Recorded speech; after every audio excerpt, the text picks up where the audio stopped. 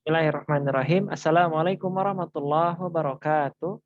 Innal hamdalillah nahmaduhu wa nasta'inuhu wa nastaghfiruh wa na'udzu billahi min sururi anfusina wa min sayyiati a'malina. May yahdihillahu fala mudilla lahu wa may yudlilhu fala hadiyalah. Asyhadu an la ilaha illallah wa asyhadu anna Muhammadar Rasulullah. Ya ayyuhalladzina amanu taqullaha haqqa tuqatihi wa la tamutunna illa wa antum muslimun. Ya, buat teman-teman yang biasanya ini ya, dalam ilmu pernikahan tuh atau dalam lagi kajian nikah atau mungkin lagi walimah, biasanya bakal sering dengar ayat ini nih. Bismillahirrahmanirrahim. Wa min ayatihi an khalaqalakum min anfusikum azwaja litaskunu ilaiha wa ja'ala bainakum mawaddatan wa rahmah inna fi dzalika laayatan liqaumin yatafakkarun. Masyaallah ya. Wa min ayatihi an khalaqalakum min anfusikum azwaja.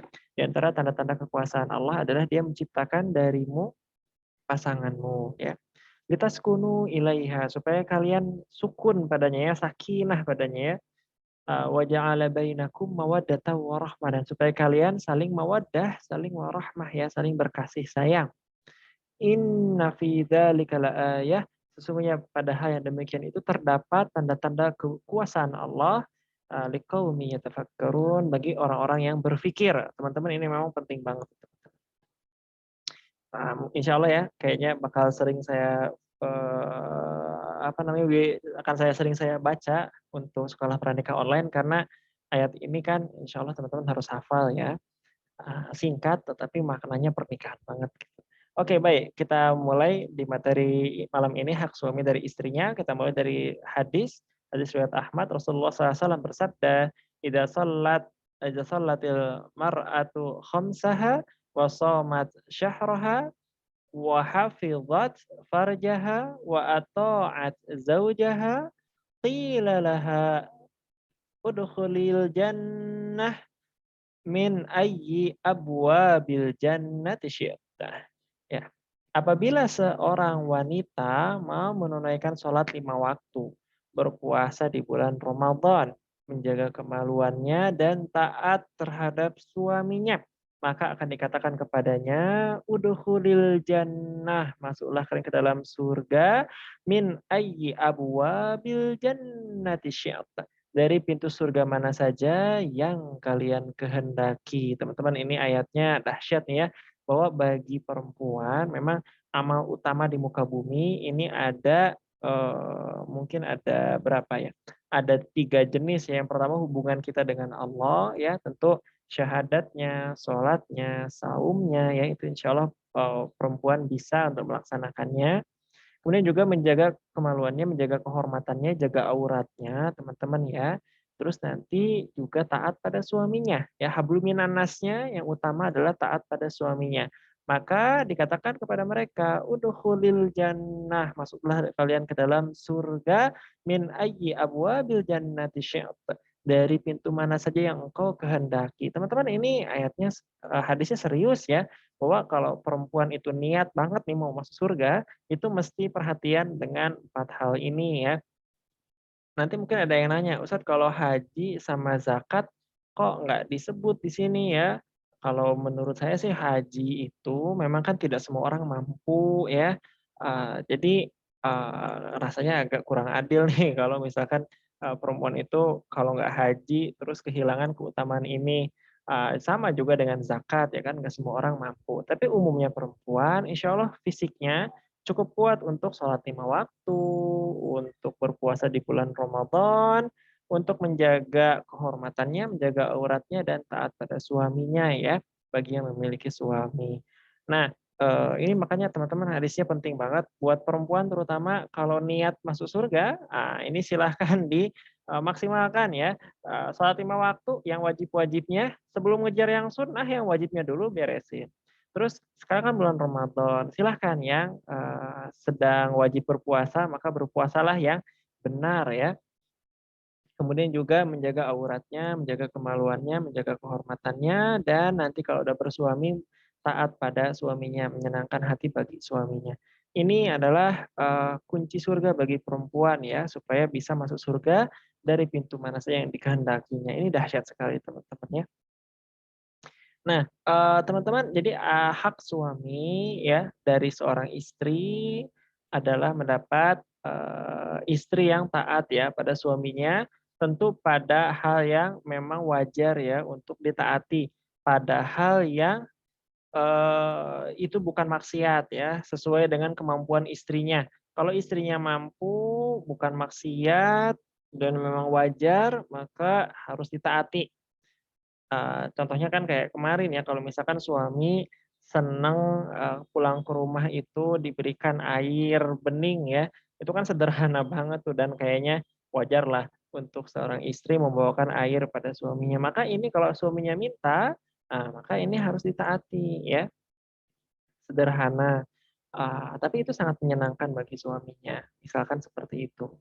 Nah, kemudian hak, suami lagi itu adalah di hadis berikutnya, hadis riwayat Muslim.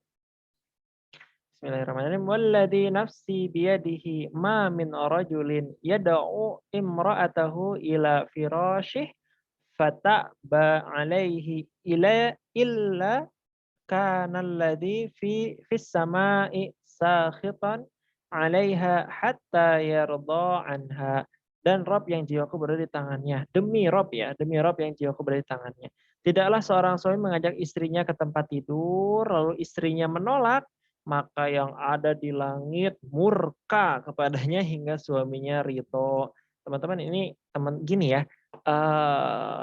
seorang istri perannya kan banyak banget tuh ya, bisa buat, masakin suami, bisa buat, nyiapin rumah suami, jaga harta suami, jaga anak suami, bisa buat wah banyak peran istri di rumah ya, membantu suaminya, mem me me menyiapkan pakaian suaminya dan sebagainya, banyak sekali yang bisa istri lakukan buat suami. Namun teman-teman, semua itu sebenarnya bisa diwakilkan oleh, orang lain kecuali hal ini teman-teman ya, kecuali hal yang terkait dengan, mengajak istrinya ke tempat tidur.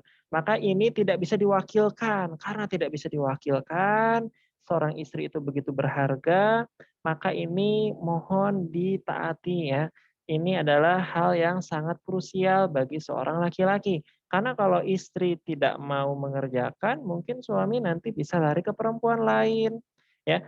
Kalau istri nggak bisa masak, bisa beli keluar, kalau istri, lagi nggak ada waktu buat mencuci, bisa laundry. Kalau istri nggak bisa menyusui anak, bisa, menyewa ibu susu ya. Kalau istri tidak bisa mengantar anak misalkan ke sekolah, ya bisa dipakai dengan, taksi online atau motor online ya.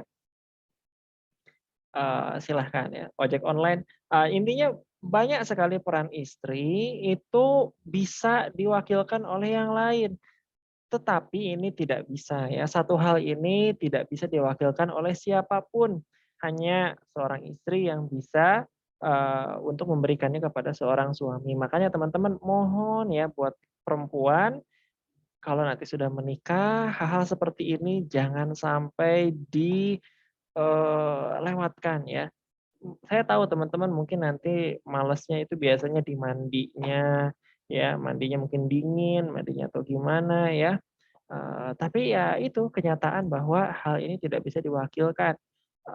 Kalau teman-teman, eee, apa namanya, menjalankan tugas ini, saya, kebutuhan suami sudah selesai gitu kan. Tapi kalau teman-teman misalkan yang nggak dijalankan itu kayak masaknya, kayak, mencucinya, hal itu mudah ya untuk digantikan oleh orang lain. Begitu teman-teman ya. Jadi sebagai peran istimewa mohon untuk dijaga.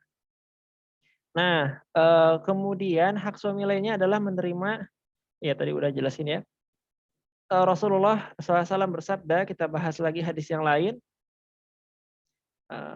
oke, "Wala tunfiki imra'atun syai'an min baiti zawjiha illa biidni zawjiha." Qila, "Wala ta'am?" Qala, "Dzalika afdalu amwalina." Janganlah seorang istri menginfakkan sesuatu pun dari harta suami kecuali atas izin suami. Kemudian ada yang bertanya, tidak juga makanan? Beliau menjawab, bahkan makanan adalah harta yang paling afdol ya, harta yang sangat berharga. Hadis riwayat Tirmizi, Ibnu Majah, Abu Daud, dan derajat hadis hasan. Jadi intinya teman-teman, tugas istri, tadi apa tugas istri yang pertama? Tugas istri adalah taat pada suaminya, pada hal-hal yang wajar ya, yang bukan maksiat. Terus tugas istri adalah untuk melayani suaminya di tempat tidurnya. Terus tugas istri adalah menjaga harta suaminya. Ini beneran nih, hati-hati teman-teman ya. Ini perempuan itu ibarat bendahara keluarga ya. Suami kerja capek-capek di luar sana ya, mempertaruhkan hidupnya. Nah, ketika pulang membawa harta, membawa nafkah ya, dititipkan pada istrinya. Nah, seorang istri jangan sampai mengkhianati, harta yang dititipkan dari suaminya ya. Misalkan ada orang lain membutuhkan, maka istri nggak boleh main kasih gitu aja. Baik itu uang ya, baik itu barang, baik itu makanan ya, dan sebagainya. Termasuk misalkan istri ingin memberikan, uang pada orang tua, maka tidak boleh main, beri gitu aja pada orang tuanya ya, harus dimusyawarahkan dulu dengan suaminya ya. Jangan sampai, kalau misalkan harta suami tidak amanah di tangan istri, wah pasti suami kecewa banget tuh kalau kayak gitu. Terus, berikutnya, hadis berikutnya ya, bismillahirrahmanirrahim. Ayyumam ra'atin sa'alat zaujaha at-talaqa min ghairi ma ba'sin faharamun 'alaiha raihatul jannah. Istri mana saja yang minta cerai dari suaminya tanpa adanya alasan, ya, maka ia tidak akan mencium bau wanginya surga. Ya, jadi di antara yang harus dijaga itu bukan hanya, ketaatan, bukan hanya pelayanan ya, bukan hanya, harta suami, tetapi juga dijaga rumah tangganya itu sendiri. Jangan istri itu minta cerai tanpa alasan yang syar'i ya. Misalkan istri kangen sama mantan, dulu SMA waktu reuni ketemu, wah terus istrinya minta cerai. Nah itu ini nih kena di sini ya. Padahal suaminya sudah menjalankan kewajibannya sebagai suami ya. Suaminya sudah memberi nafkah, suaminya sudah, sebentar ini ada annotation saya hapus dulu. Oke, suami sudah memberi nafkah, suaminya sudah, berusaha menegakkan syariat di rumah, tiba-tiba istri ya, ketemu yang tidak-tidak ya, terus, CLBK, cinta lama belum kelar, tiba-tiba ini ya cinta lama bubarkan keluarga, ini yang, jadi ancaman bahwa dia tidak akan mencium bau surga. Ada satu hadis yang, nampaknya belum saya muat di sini, yaitu, Rasulullah SAW bersabda, "Ayyuma imra'atin matat wa zawjuha anha radin dakhalatil jannah." Barang siapa ada seorang istri itu meninggal, kemudian, imra'atin matat wa zawjuha anha radin, dan suaminya itu ridho padanya, dakhalatil jannah, maka dia telah atau pasti masuk surga. Ya, jadi ada hadis ini penting banget nih. Hadisnya apa? Ayyumam ra'atin matat, jika ada seorang perempuan itu meninggal, wafat, wa zawjuha anha radin, dan pasangannya atasnya ridho, dakhalatil jannah, maka istri tersebut telah atau pasti masuk surga, gitu ya teman-teman ya. Makanya memang, buat istri itu kewajibannya nanti adalah bagaimana membuat suaminya ridho padanya, tentu pada hal-hal yang wajar ya. Kalau suaminya minta istrinya tadi minta gali minyak misalkan ya, gali sumur, sumur bor, bukan cari air, cari minyak, itu kan, di luar kemampuan ya. Kalau misalkan suaminya minta istrinya buat ngambil layangan, layangannya ternyata ada di Menara Sutet, itu juga bukan, hal yang wajar ya. Tetapi kalau minta hal-hal yang wajar, seperti pakaian istri warnanya harus ini, ya warnanya harus itu masih wajar banget kok, dan berarti itu harus ditaati ya sesuai kemampuan istrinya. Begitu teman-teman, Silakan yang mau bertanya, insya Allah besok hak dan kewajiban hak istri dari suaminya ya. Jadi buat suami jangan terbang dulu ya, bahwa wah suami haknya banyak begini dan begitu. Padahal suami juga besok nanti buat laki-laki hak istri dari suaminya. Silakan yang mau bertanya, kita ada waktu singkat ya, silakan yang mau live ya. Yang mau live karena cuacanya sedang buruk silahkan. Yang mau bertanya silahkan, singkat saja. Kalau di grup seperti biasa ada Ustadz Edi Fadilah, insya Allah ahli syariat. Teman-teman nanya aja fikih terutama ya, karena kan kalau nggak nanya di sini, nanya di mana lagi. Agak susah nih nemu orang yang siap menjawab pertanyaan yang banyak dari teman-teman. Silahkan. Apakah ada yang mau open mic juga boleh? Ya silakan yang mau open mic. Ada. Oke, silakan. Assalamualaikum Ustadz. Waalaikumsalam warahmatullahi wabarakatuh. Bismillahirrahmanirrahim. Sebelumnya mau bertanya, saya Mita dari Bogor. Insya Mau Allah. bertanya, Ustadz, saya kan gimana misal nanti nih udah nikah terus ada cekcok sama suami. Ada kan katanya kalau masalah dalam keluarga tuh jangan sampai orang tua tahu, jangan sampai kemana-mana. Istilahnya cuman kita yang, maksudnya cuman di lingkungan keluarga kecil aja gitu. Tapi kadang maksudnya kalau baru nikah kan istilahnya belum keluar dari kebiasaan yang tadinya sering apa-apa curhat ke mama, maksudnya nangis dikit curhat ke mama, sedih dikit curhat ke mama. Kalau semisal nanti udah bersuami, pengen curhat ke mama itu termasuk melanggar aturan ya? Sekedar curhat, pengen nenangin aja biar tenang gitu, pengen gitu. Gimana hukumnya kalau seperti gitu Ustadz? Terima Ya, kasih. baik. Ya, bismillahirrahmanirrahim. Tadi pertanyaan dari Teh Mita, berarti kalau orang Bogor, istri saya juga orang Bogor, orang Megamendung. Teh Mita orang mana ya? Sentul Megamendung. Ustadz, Sentul. Sentul. Oh, Oh, Masya Megamendung. Allah. Iya, Iya, deket. betul. Saya kalau ke Oh, Bogor, masih di Bogor. istri saya orang Bogor. Dia di Oh, Megamendung itu iya rumahnya. deket. SPBU Megamendung, orang tuanya kerja di situ. Oh, Masya Gitu. Allah. Jadi tetangga ya. Oh, Iya, disentuh. tetangga nih. Iya, alhamdulillah. Baik, dari pertanyaan Teh Mita, itu tadi bertanya kalau ada cekcok suami istri pingin curhat sama orang tua, terus gimana ya? Apakah boleh? Ini memang pertanyaan yang tricky ya. Kenapa saya sebut tricky? Karena kalau di Quran, misalkan suami dan istri sudah bertengkarnya tidak tidak wajar ya, tidak wajar, sudah takutnya bercerai, maka ini kalau di dalam Quran diminta tahkim ya, orang yang mau melerai ya, tahkim dari perempuan satu orang, dari keluarga laki-laki, keluarga perempuan perwakilan seorang, dari keluarga laki-laki perwakilan seorang. Jadi mereka jadi penengah di antara suami dan istri yang sedang bertengkar. Itu kalau misalkan pertengkarannya sedang besar-besarnya. Nah, kalau pertengkarannya ya pertengkaran harian lah ya yang wajar, yang misalkan ya hal-hal yang insya Allah lah teman-teman nanti kalau udah nikah mungkin ya bakal ngerti ya, oh ya ini pertengkaran harian yang ya tiap hari juga wajar lah ada gesekan-gesekan kayak gitu. Nah itu baru yang baiknya tidak perlu terlalu dibesarkan. Kenapa? Karena gini teman-teman, namanya orang tua itu dia tidak tahu bahwa sehari-hari kita tuh dalam rumah tangga, ya ada senang, ada sedih, ada bertengkar, ada bercanda ya. Itu kan kita naik turun nih ya, wajar banget gitu kan dalam rumah tangga kayak gitu.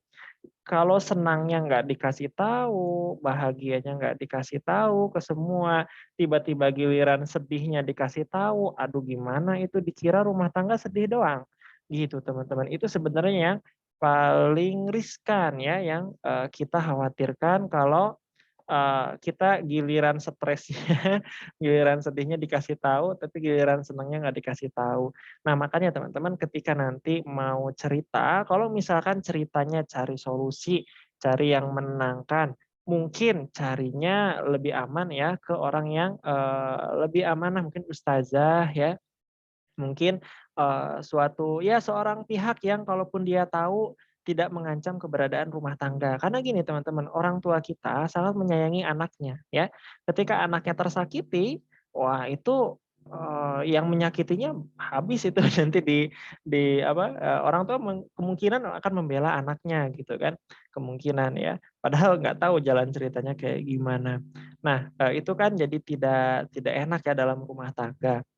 Kalau misalkan kita ceritanya ke ustazah ya, dia yang paham syariat, mendengar keluh kesah kita, nanti dikasih tahu solusinya dalam pandangan Islam seperti apa, insya Allah tidak mengancam keutuhan rumah tangga. Itu kan lebih lebih apa ya, lebih aman gitu ya, gitu teman-teman. Jadi jangan sampai nanti ketika kita curhat, malah orang tua mengira kita rumah tangga tuh berantem doang isinya ya atau nggak cocok doang, gitu teman-teman. Mudah-mudahan menjawab. Gimana, Teh Mita, apa terjawab? Sangat menjawab Ustadz. Satu lagi boleh nggak? Oh ya, silahkan. Jazakumullah khairan sebelumnya untuk jawabannya memuaskan. Iya, Mau bertanya, hukumnya apa sih Ustadz ketika kita sebagai anak menitipkan anak kita ke orang tua? baik. Bukan bukan maksud merepotkan, tapi hanya pengen menghibur orang tua gitu, kelihatannya kalau orang tua ada cucu tuh lebih senang gitu, kayak mengisi Iya, hari-hari mereka gitu baik ketika orang baik. tua udah pada di rumah, gitu. Baik baik. Jazakumullah khairan, Wah, Ustaz. iya aku. Teman-teman ini juga di chat udah banyak pertanyaan ya, padahal waktu kita tinggal 10 menit lagi. Jadi, harap yang belum nulis, jangan nulis dulu. Ini dulu yang ada dijawab, mudah-mudahan nanti kalau teman-teman ada pertanyaan lebih di grup bisa. Baik, ini pertanyaan dari Teh Mita, kalau punya anak ingin dititip ke orang tua supaya menghibur. Nah, ini kan memang, bagi kita itu tuh adalah, husnuzon ya, berbaik sangkanya itu akan menghibur. Nah, memang, kemungkinan akan menghibur orang tua itu memang kemungkinan besar akan menghibur. Cuman kadang ketika anak dititip ke orang tua, masalah tuh, ada banyak ya dalam anak ya, anaknya butuh disuapi, anaknya butuh diceboki, anaknya butuh, segala macamnya. Kadang anaknya lagi rewel, kadang anaknya lagi apa lagi nangis ya. Nah, sebenarnya itu, bukan bagian lucunya gitu ya. Nah, jadi kalau menurut saya, kalau ingin menitipkan anak ke orang tua, pastikan nitip anaknya tuh pas, anaknya lagi selesai dimandiin ya, intinya lagi tinggal mainnya gitu ya, tinggal bahagianya. Orang tua kan kalau main sama anak insya Allah seneng ya. Tetapi ketika nanti anaknya nangis ya, anaknya buang air besar, tiba-tiba jadi orang tua yang harus bersihin kotoran anaknya, itu sebenarnya yang, sebaiknya dihindari. Gimana Teh Mita, terjawab? Sangat terjawab Ustaz. Terjawab. Jazakumullah khairan. Wah iya, Gantian ya, Mas. alhamdulillah. Gitu teman-teman ya, intinya kita membuat senang orang tua di bagian yang memang senangnya gitu. Baik, kita lanjut Baik, di Ustaz. pertanyaan berikutnya. Ustaz mau tanya misalkan istri meninggal kemudian suami ridho, berapa bulan kemudian suami menikah lagi, apakah di surga suami akan berpasangan kembali dengan istri yang pertama? Atau nanti istri pertama itu di surga nggak punya pasangan, kok gitu banget ya? Ini pertanyaan dari Kurota Ayun, Masya Allah. Gini teman-teman ya, saya sebenarnya belum siap membahas ini di pertemuan keempat, ini tuh materi ke pertemuan 27 harusnya ya. Setelah teman-teman belajar banyak, baru masuk ke tahap, yang belajar kayak gini-ginian. Karena ini nanti jawabannya bisa jadi bikin tegang gitu kan. Nah teman-teman, di surga nanti, ini saya harus kasih tahu ya karena ditanya. Di surga nanti laki-laki itu tidak ada yang monogami teman-teman ya, laki-laki tidak ada yang istrinya cuma satu. Kenapa? Karena walaupun di dunia istrinya satu, di akhirat nanti akan ada bidadari ya, jadi nanti istri akan menjadi ratunya bidadari, tetapi tetap bidadarinya itu menjadi istrinya suami gitu kan. Nanti istrinya di dunia akan menjadi bidadari yang paling cantik, yang pemimpinnya, yang paling istimewa di antara semuanya, gitu. Tetapi tetap suami itu punya, bidadari juga di luar istrinya sebagai istrinya yang sah juga nanti di akhirat. Nah, begitupun ketika suami di dunia, misalkan punya istri 2. Kalau punya istri 2, baik itu satu-satu ya, monogami pertama, monogami kedua, Maka nanti di akhirat, insya Allah keduanya akan menjadi istrinya. Dan di akhirat itu tidak ada kata cemburu, teman-teman ya. Di akhirat itu Allah cabut rasa sedih, Allah cabut rasa cemburu, Allah cabut rasa tidak enak. Sehingga saya tahu bahwa di sekarang teman-teman mungkin akan cemburu ketika saya membahas poligami ya. Tetapi kalau di akhirat tidak akan ada rasa cemburu, itu sudah Allah cabut. Jadi tenang gitu kan ya, jangan khawatir. Contohnya misalkan teman-teman tahu Maryam binti Imron ya, yang sering kita dengar di Quran, ibunda dari Isa Al-Masih. Kalau yang saya pelajari, nanti di akhirat Maryam binti Imron itu akan dinikahi dengan Rasulullah Shallallahu Alaihi Wasallam. Ya, jadi perempuan paling mulia dinikahi juga dengan laki-laki paling mulia ya. Dan nanti Rasulullah istrinya pun ada banyak ya, ummahatul mukminin ya. Istri-istri Rasulullah juga nanti akan sama dibangkitkan di akhirat, tetap berpasangan dengan Rasulullah Shallallahu Alaihi Wasallam. Cuman tadi tidak perlu khawatir bahwa rasa cemburu, rasa sedih, rasa apapun itu sudah Allah cabut pada saat itu.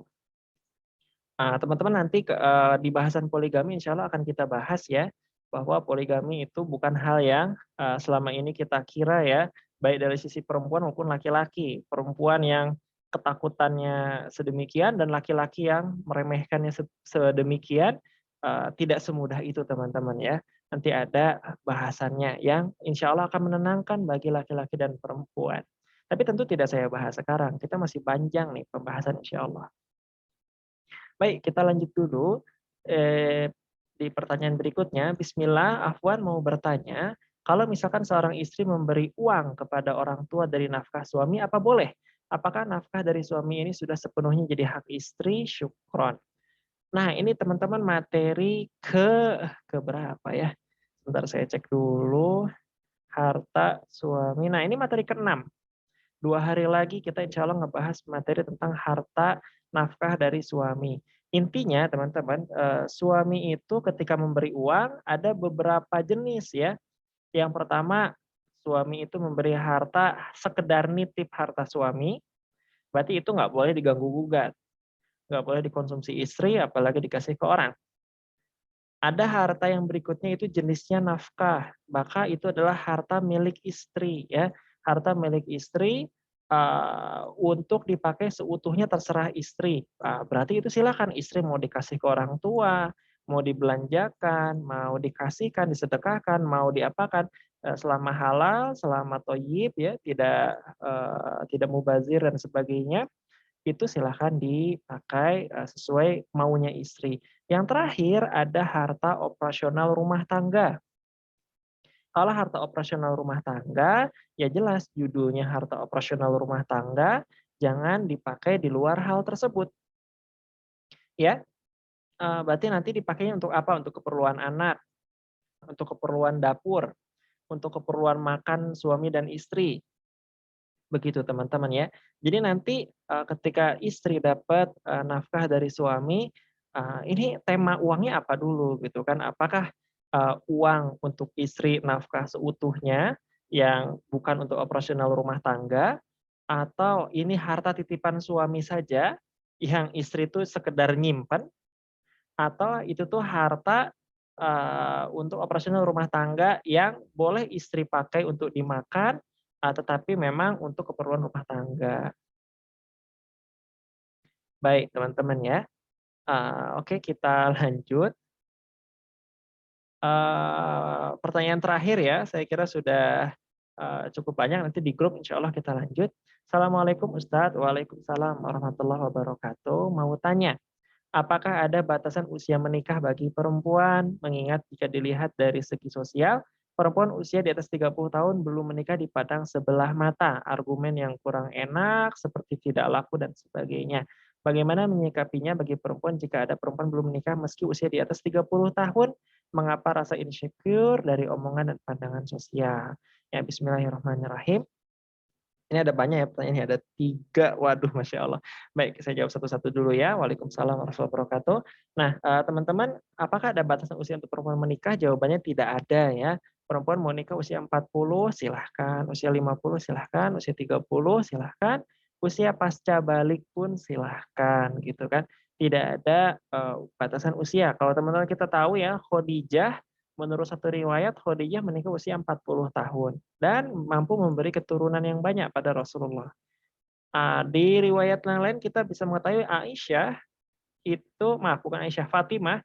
Fatimah itu menikah usia 15,5 tahun. Ya, 15,5 tahun dengan Ali yang kurang lebih usianya 21,5 tahun.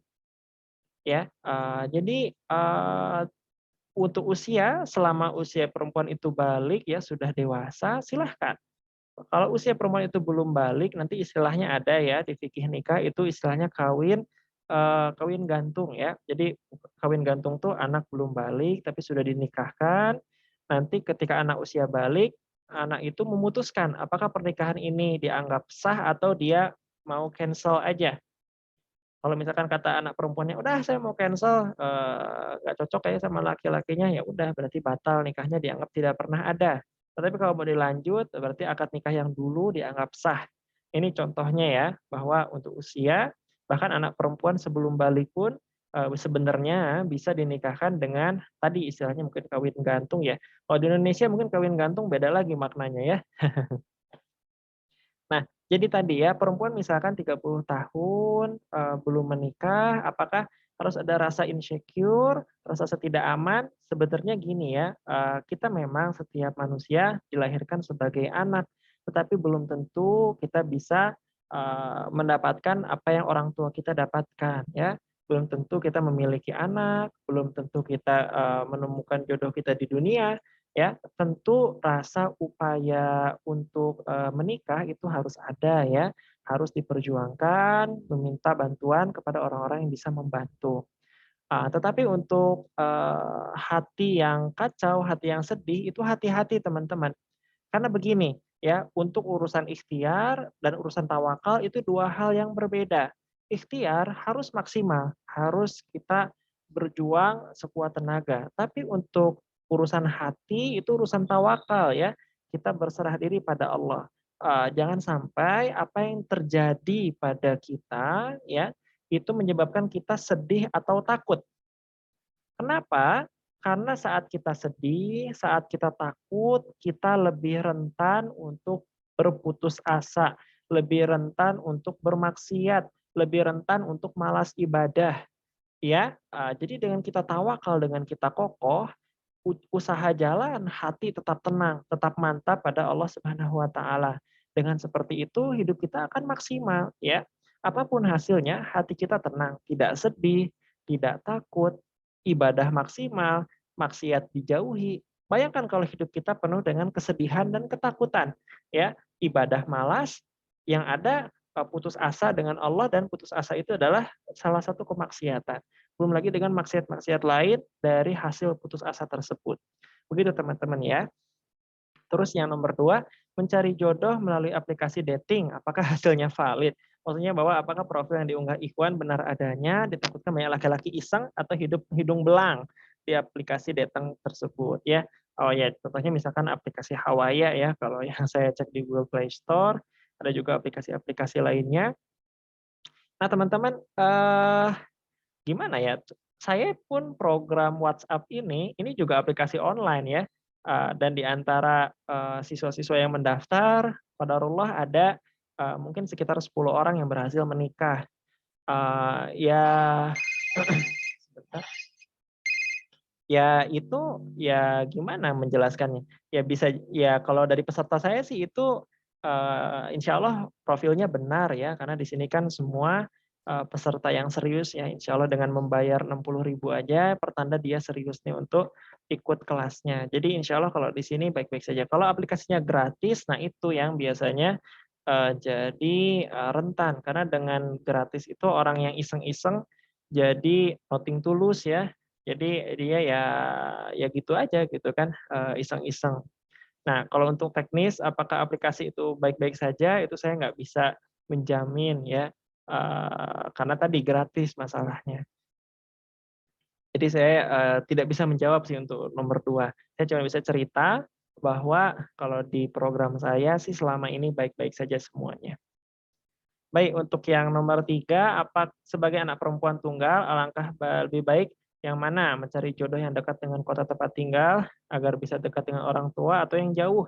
Bagaimana menyikapi jika ternyata jodohnya jauh karena setelah menikah akan dibawa sama suami, di mana di satu sisi ingin berbakti kepada orang tua, di sisi lain berbakti ke suami. Nah, teman-teman, perempuan sangat boleh ya untuk berbakti pada orang tua, terlebih memang orang tuanya sangat membutuhkan dan kalau memang darurat suami wajib mengizinkan. Dan nantinya istri boleh bahkan, tinggal di rumah orang tua untuk berbakti pada satu waktu ya.